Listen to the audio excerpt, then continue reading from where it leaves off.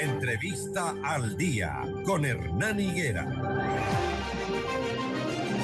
Con los votos de las bancadas de Unión por la Esperanza, UNES, Pachacuti e Izquierda Democrática, la Asamblea se ratificó en los textos originales de la Ley del Uso Legítimo de la Fuerza.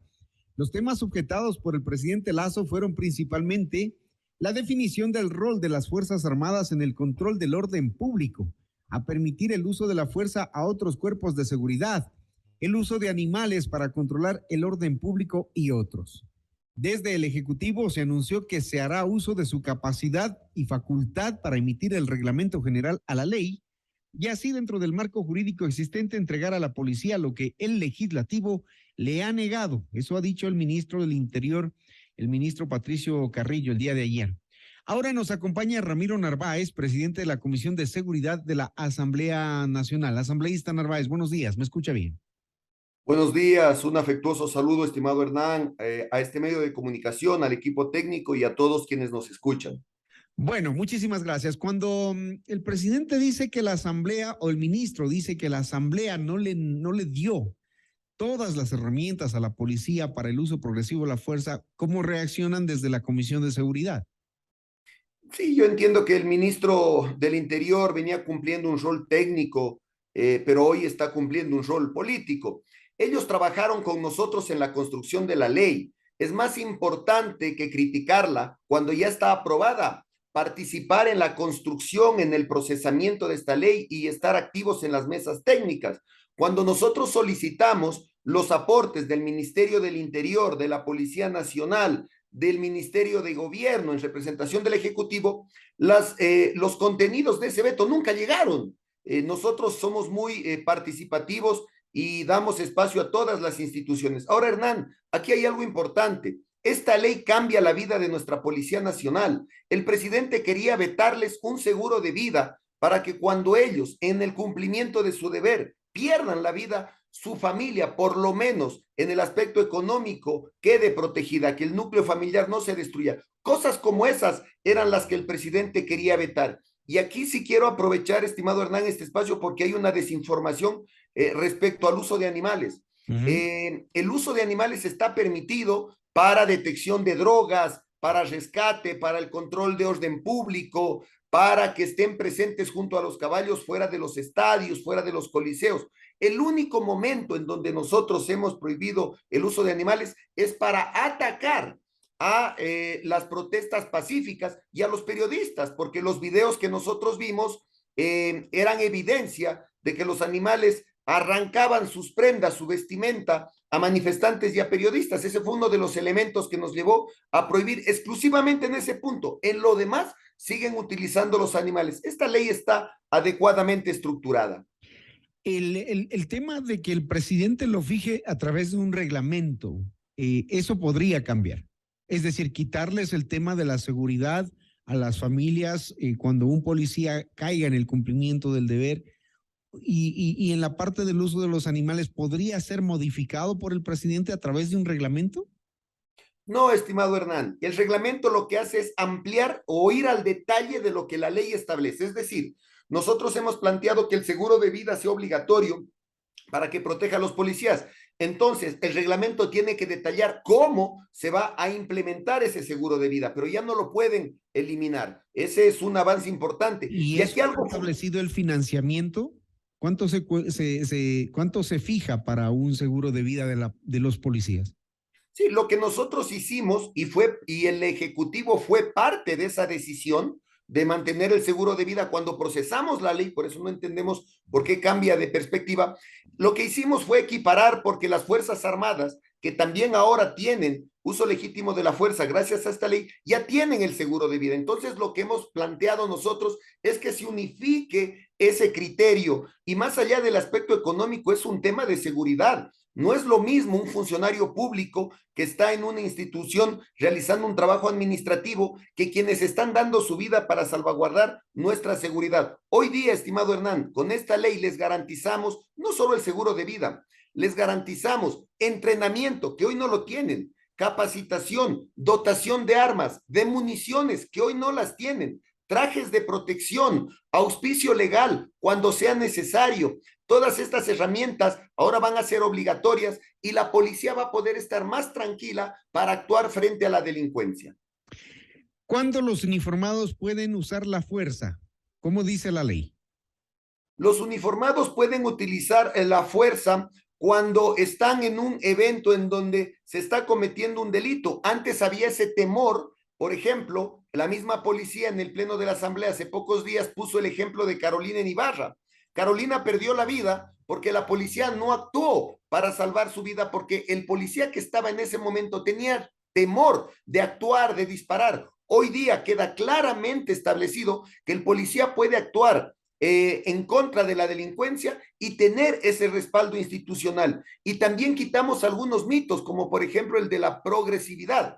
Por ejemplo, hay 6 niveles de fuerza, desde el más básico, que es la presencia del policía, hasta el más alto, que es la utilización de una fuerza letal, intencionalmente letal. Antes se pensaba que el policía tenía que ir progresivamente desde el nivel 1 hasta el nivel 6. Eso no es así. El policía puede arrancar desde cualquiera de los niveles en función del grado de la amenaza. Es decir, si un policía ve que un delincuente está a punto de asesinar a un ciudadano, inmediatamente puede actuar y disparar contra el delincuente para salvar la vida del ciudadano o para salvar la vida del policía. Y este policía no puede ser sentenciado porque actuó dentro de la ley. Eso ya queda establecido de manera clara y hoy día los policías tienen esa tranquilidad. Ahora, lo que quería el veto del Ejecutivo, estimado Hernán, y esto es importantísimo, es que eliminemos artículos que plantean la rendición de cuentas.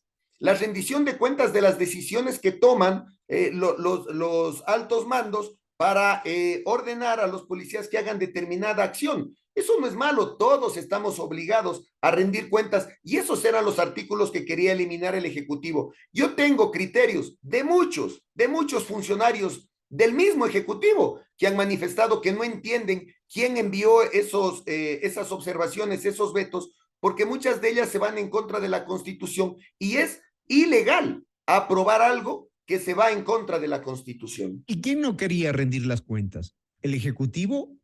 ¿La comandancia de la policía? ¿Quién? En el veto del Ejecutivo se incluyen elementos que eliminaban los artículos donde nosotros planteábamos la rendición de cuentas. Porque, Hernán, esto es fundamental. Hay que fortalecer a nuestras instituciones para que puedan combatir de mejor manera la delincuencia, pero hay que salvaguardar que esta herramienta en un momento determinado no se vaya en contra de la misma ciudadanía. Entonces, hay que ser fuertes, hay que ser firmes contra la delincuencia, pero hay que cuidar que esta herramienta no afecte al ciudadano común y corriente. Otro elemento fundamental es la incorporación al uso legítimo de la fuerza de las instituciones de las Fuerzas Armadas. Eso va a ayudar mucho a combatir a la delincuencia, antes no la tenían. Hoy día, nuestras Fuerzas Armadas podrán salir los 365 días del año a todo el territorio ecuatoriano a hacer control de armas. Solo ahí, si garantizamos que hagan un trabajo efectivo, si fortalecemos a esta institución, imagínense en el impacto que tendría si nosotros logramos impedir la circulación de armas ilegales y la custodia de las fronteras, por donde entran drogas y armas. Ese también va a ser un rol importantísimo para nuestras Fuerzas Armadas. Hoy lo van a hacer de manera más efectiva. Ramiro, pero esa era una de las funciones y las tareas de Fuerzas Armadas, es decir, que garantiza que porque ya está escrito en una ley, eso se va a cumplir o se va a intensificar. No nos garantiza nada. Las Fuerzas Armadas no podían hacer uso legítimo de la fuerza, no estaban incluidas en este rol. Claro, pero menos hacían controles. Sí, claro, pero en los controles tú no podías ejercer la fuerza cuando se generaba, por ejemplo, algún operativo o algún enfrentamiento. Hoy día lo pueden hacer y eso les permite hacer los operativos ya incluso individualmente. No necesitan para estas acciones coordinar con la policía. Eso les da mayor tranquilidad para hacerlo. Antes no podían hacer los operativos porque en el caso de que haya algún conflicto, ellos no podían hacer uso legítimo de la fuerza. Hoy ya lo pueden hacer. ¿Qué pasa con los agentes de seguridad penitenciaria? Porque también ese es un capítulo especial, digamos, que también los AUPA en el tema de el beneficio para su trabajo. Ahí entiendo se hace la división de 2 grupos, ¿no? Uno especial y uno de acercamiento. Nosotros hemos logrado que también esta ley incorpore temas importantes para prevenir y para combatir posibles amotinamientos. nosotros estamos ahí garantizando que los agentes penitenciarios tengan procesos de capacitación y entrenamiento y estamos dando la facultad para que se formen grupos especializados en diferentes áreas. Por ejemplo, se puede formar un grupo antimotines que pueden tener entrenamiento incluso con arma letal. No olvidemos que un agente penitenciario, por norma internacional y por ley, no puede estar armado dentro de los centros de privación de la libertad, porque puede ser sometido y se pone en riesgo su vida. Pero se pueden armar ahora con esta ley grupos élites que pueden estar desde el exterior participando, controlando, y algo importantísimo, se deja claramente establecido que se pueden realizar acciones de coordinación para actividades complementarias con la Policía Nacional y con nuestras Fuerzas Armadas. Y aquí algo importantísimo también es que en la estructuración de esta ley participaron todas las instituciones, incluidas las del Ejecutivo. Por eso tuvo una aceptación luego de que se aprobó en el segundo debate. Luego asomó este veto del presidente, que no es más que un tema político para tratar de evadir su responsabilidad, y dice que esta ley podría limitar algunas acciones de la policía, y eso es falso, porque con la nueva ley hoy tienen mayores facultades para actuar en función de lo que hoy día tenían. Cuando entre en vigencia esta ley, ellos van a poder tener mayores facultades para actuar contra la delincuencia. Y cuando ocurran eventos como el del paro último y el del paro de octubre, porque eso le preocupa sobre todo a Pachacutic, ¿no? Que las Fuerzas Armadas entren a controlar protestas públicas. Eso finalmente, ¿en qué quedó? Sí, Pachacutic tenía una preocupación porque hay un artículo en donde nosotros prohibimos que se utilicen armas letales contra las manifestaciones pacíficas, pero hay una excepción que dice que sí podrían utilizar armas letales cuando esa acción es para salvar una vida. Y esa excepción le incomoda a Pachacutic porque dice que puede haber una mala utilización de la excepción. Esa sigue vigente, entiendo que ellos algún momento presentarán una propuesta de reforma y están en todo su derecho.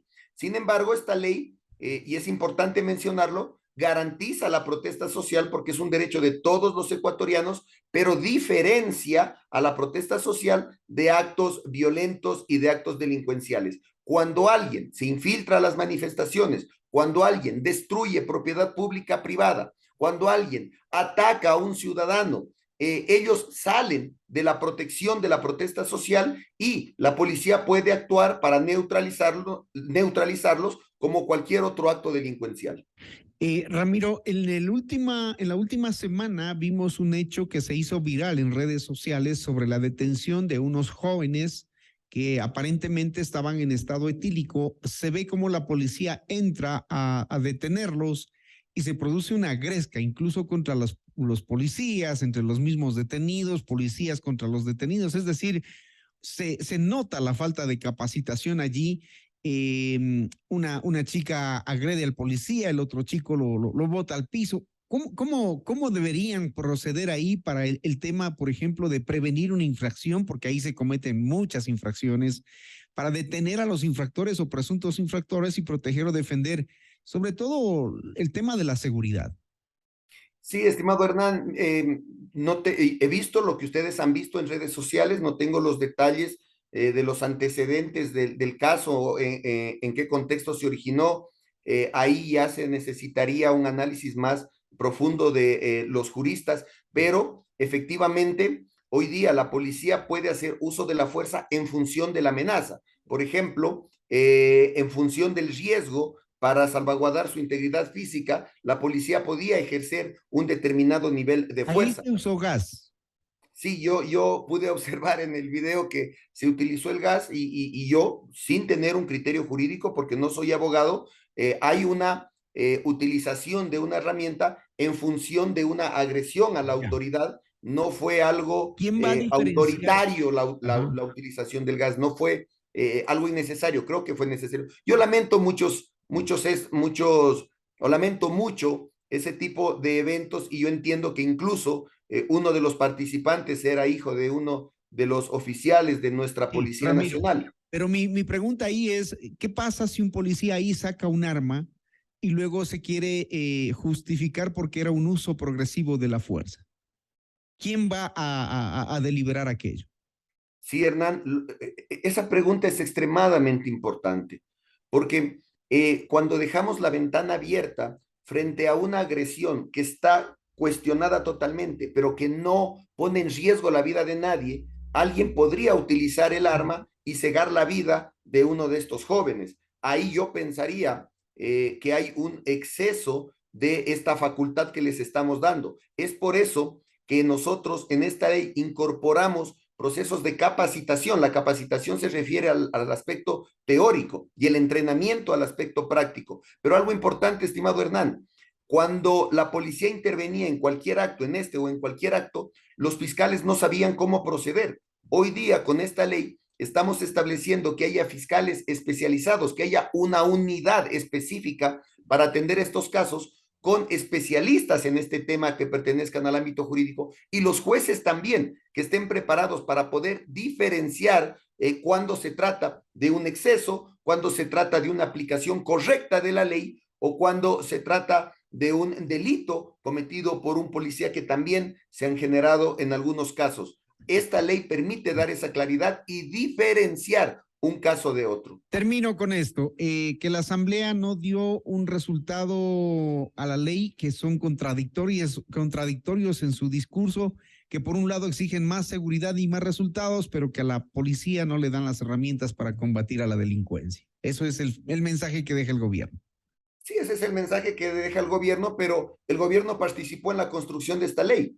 Mañana vamos a debatir otra ley importante que envió el Ejecutivo y que tuvimos que reestructurarla por la debilidad de su contenido, que es una ley que va a reformar varios cuerpos legales.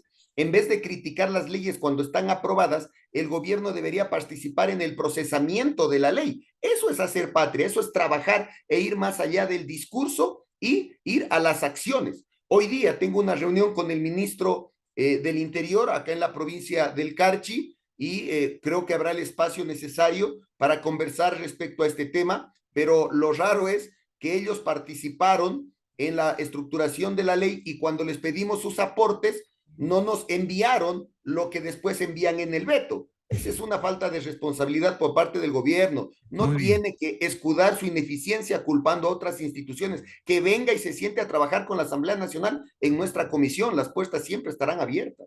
Bien, escuchamos a Ramiro Narváez, presidente de la Comisión de Seguridad de la Asamblea Nacional, reaccionando frente a lo que ha dicho el Ejecutivo en torno a la aprobación de la Ley del Uso Progresivo de la Fuerza. Muchísimas gracias, Ramiro. Un saludo afectuoso a todos ustedes y una excelente semana.